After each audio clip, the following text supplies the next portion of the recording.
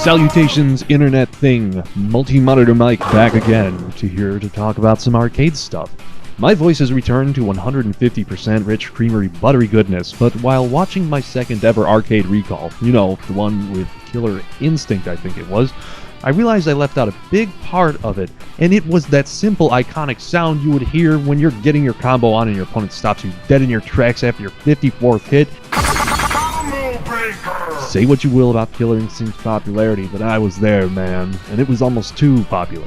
That sound survives and is still used today in nerd culture.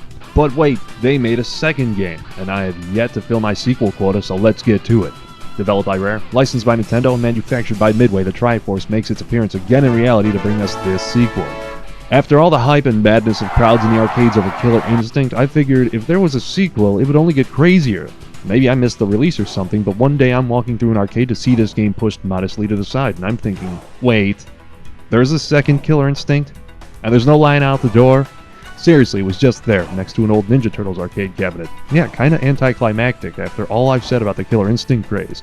There must have been something, because I don't remember playing this until I was 18, and the release was 1996, 2 years before. Oh, that's right, I had a girlfriend during that time, and she was so ultra sexy hot. So what's new about the game? Well, a lot, but they got rid of a few fighters and added a few more, as is commonplace in most 90s fighter sequels, because it means that some characters may have died, but simply put, there's no more Chief Thunder, Riptor, Cinder, or Idol, which I failed to mention was the boss of the first game.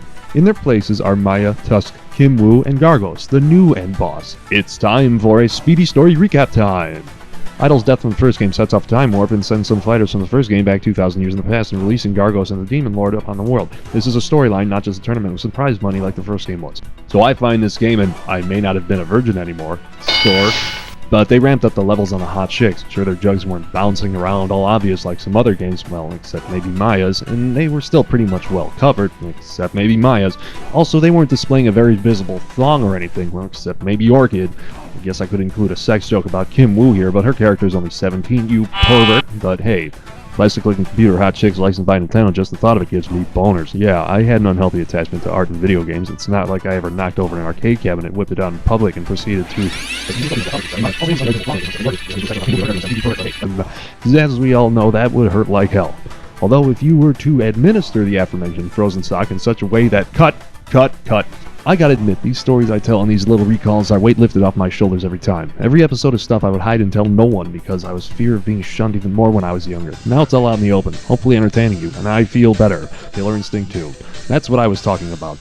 The visuals in this game were still frame-by-frame makings, which I still like better than the polygons at the time, and they were interactive too. Stuff would break in the background or get affected by what was happening, and that was impressive to me. The combo system was a bit different, mainly because of the new leveled-up super meter in place. You could start with a super move opener and do a few normal hits, go to a super move linker, and now do a few more hits, and then do a super move ender. It could get pretty crazy even before it was ultra combo time.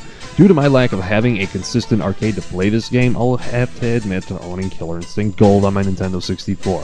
This is where I learned the combo system, and it was much easier on a controller. I found out something interesting in my researching. Super Nintendo almost got a version of this game. After the impressive SNES version of the first game, I could only wonder if it could have held up. It was eventually scrapped for Killer Instinct Gold. Before I go any further into KI Gold, there was another interesting thing I found out during my research. There were 2 to 4 endings per character.